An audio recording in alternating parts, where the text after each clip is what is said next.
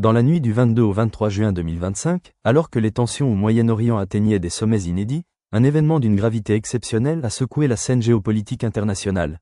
Des missiles balistiques iraniens ont ciblé directement la base aérienne américaine d'Al-Udeid, située sur le sol qatari, à une trentaine de kilomètres au sud-ouest de Doha. Ce site stratégique, connu pour être l'une des plus grandes bases militaires américaines hors du territoire national, hébergeant près de 10 000 militaires et servant de centre de commandement pour les opérations au Moyen-Orient, est devenu le théâtre d'un bras de fer régional qui menace désormais l'équilibre mondial. Ce que beaucoup redoutaient depuis des mois s'est donc concrétisé. L'Iran a franchi un seuil symbolique et militaire en s'en prenant directement à une installation américaine dans le Golfe, en représailles à une série de frappes coordonnées de Washington et Tel Aviv contre ses infrastructures nucléaires. Les sirènes ont retenti peu après 2 heures du matin, interrompant brusquement le calme apparent de la base. Les soldats américains, déjà en état d'alerte élevé depuis les frappes du 21 juin sur les complexes nucléaires iraniens à Natanz et Fordo, se sont précipités vers les bunkers de protection. Selon des sources militaires bien informées, plusieurs missiles ont été détectés par les radars antimissiles avant de pénétrer l'espace aérien qatari. Le système THAAD, ainsi que les batteries patriotes déployées autour de la base, ont immédiatement été activées.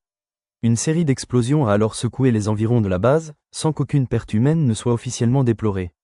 Le ministère qatari de la Défense a confirmé quelques heures plus tard que l'attaque n'avait causé que des dégâts matériels légers, principalement sur les pistes secondaires et les entrepôts logistiques extérieurs.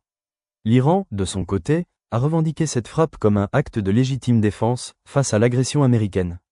Le message iranien était clair. Il s'agissait moins d'une attaque de destruction que d'un coup de semonce géopolitique, envoyé à Washington et ses alliés dans la région. Téhéran ne resterait pas impassible face à ce qu'elle considère comme une atteinte grave à sa souveraineté et à sa sécurité nationale. Dans un communiqué diffusé par l'agence Tasnim, le commandement des gardiens de la Révolution a affirmé que l'opération avait été calibrée avec précision pour éviter toute perte civile ou militaire, et que la base avait été visée dans le but de démontrer la capacité de l'Iran à frapper tout point de présence américaine dans la région.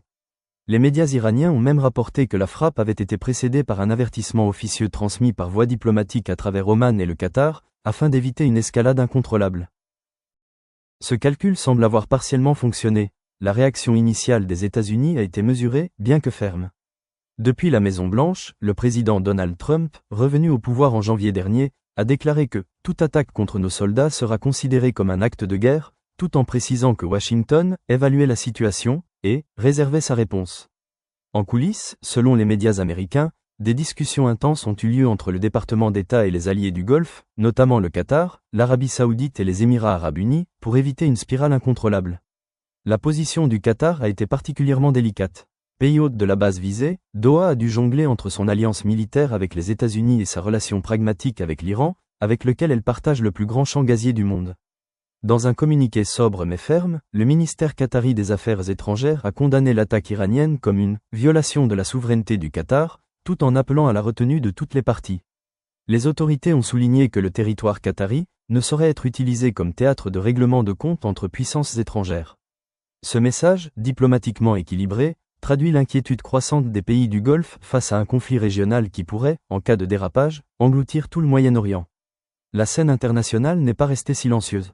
Moscou et Pékin, par la voix de leurs ministères des Affaires étrangères respectifs, ont appelé à une désescalade immédiate, tout en attribuant la responsabilité de la crise à l'aventure militaire américaine contre les sites nucléaires iraniens.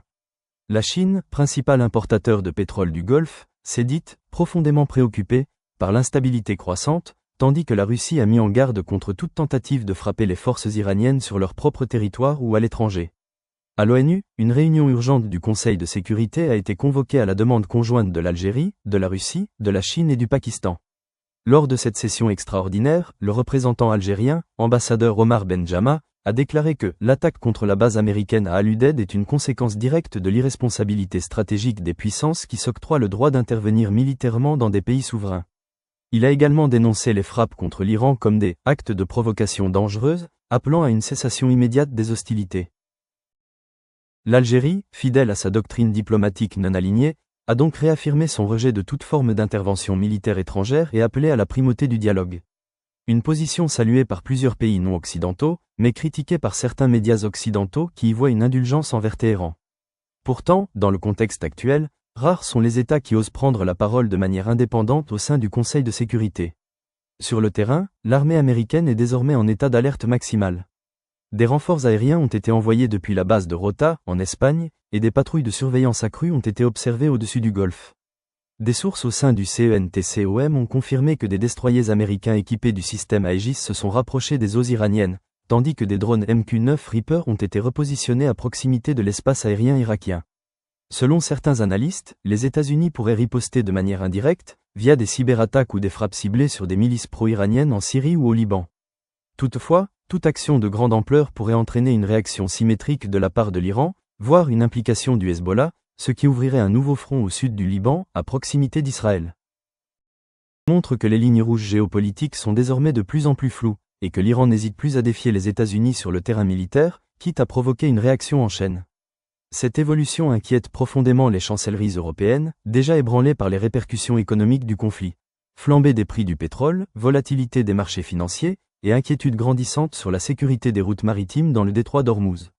Dans les rues de Téhéran, cette frappe a été accueillie par des scènes de liesse dans certains quartiers, où des manifestants brandissaient des portraits du général Qassem Soleimani et des drapeaux iraniens.